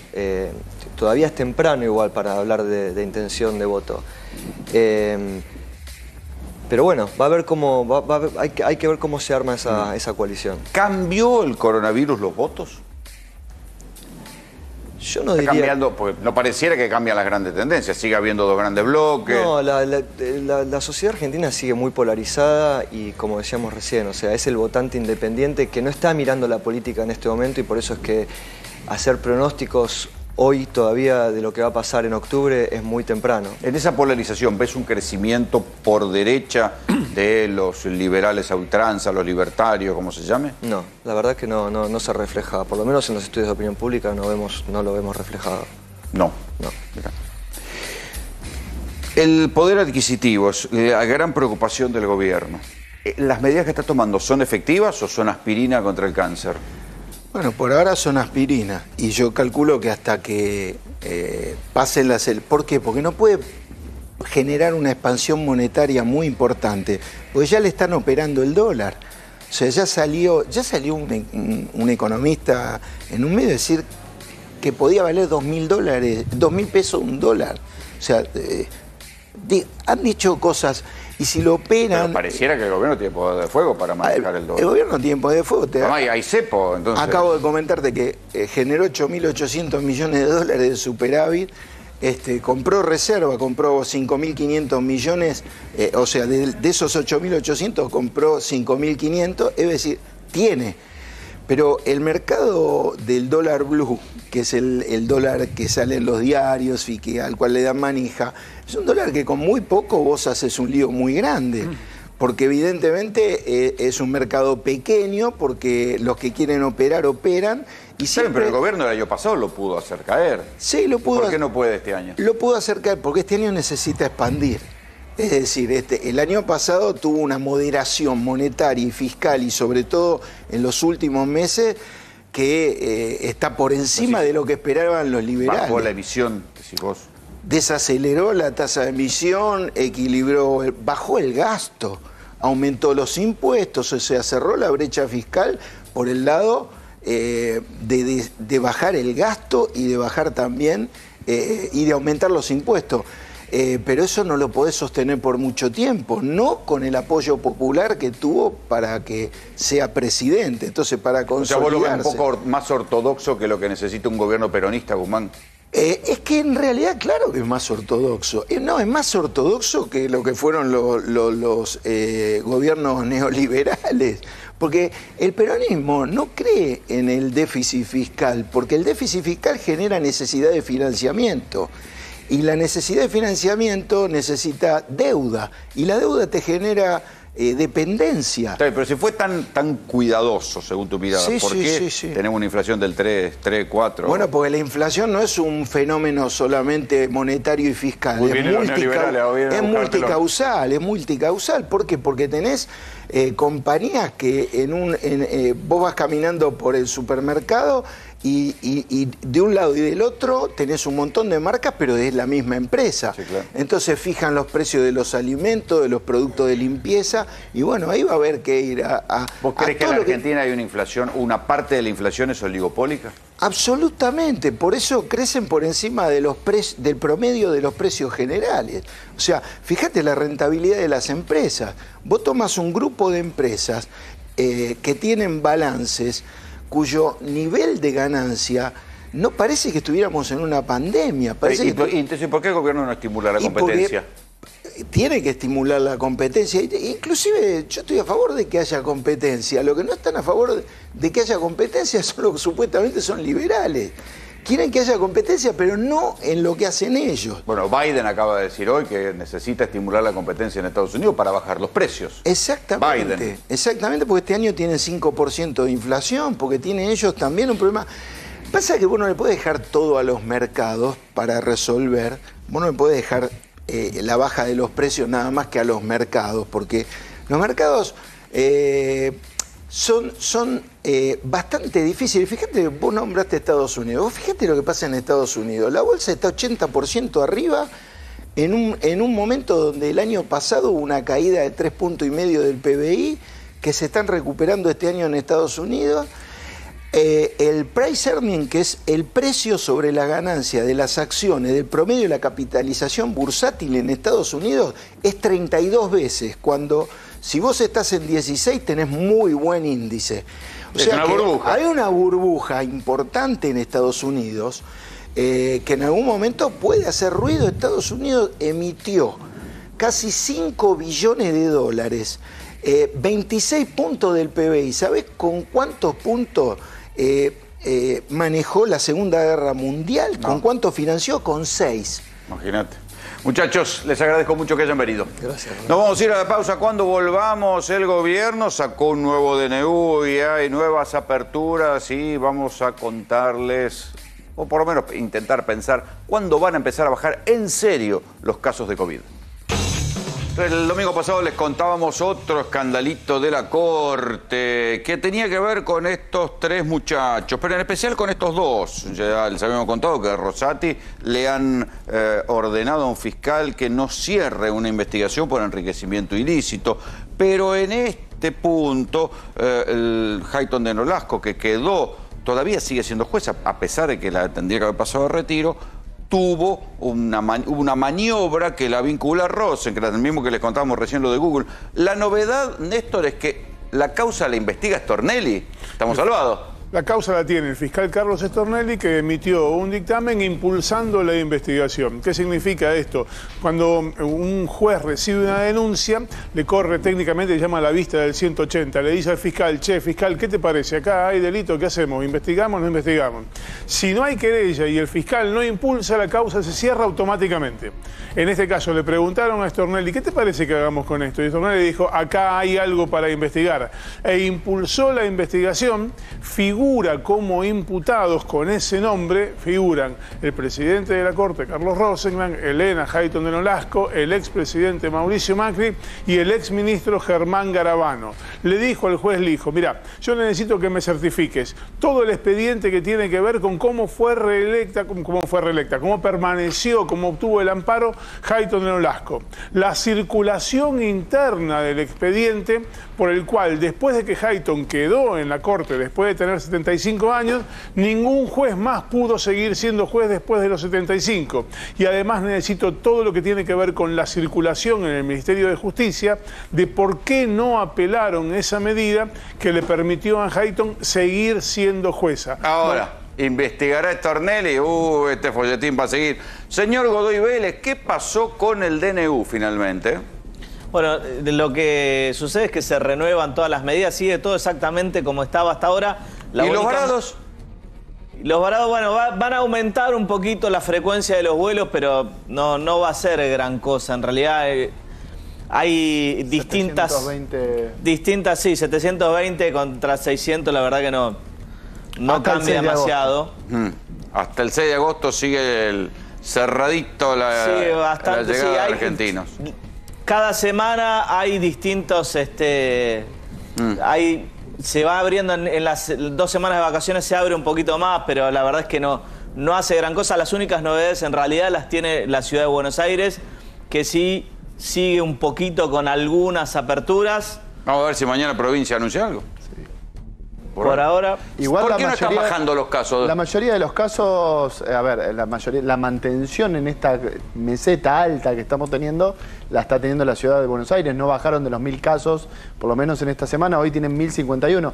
A ver, no podemos comparar un día feriado justamente con un día normal de testeos. Vos no estás muy convencido que van a bajar.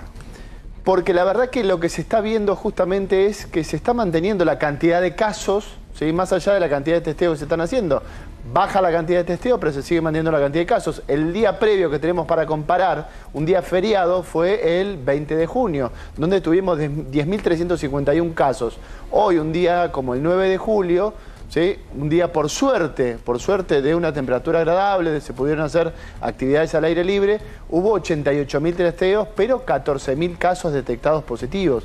Para un día feriado es un número bastante alto. Nosotros nos estamos yendo.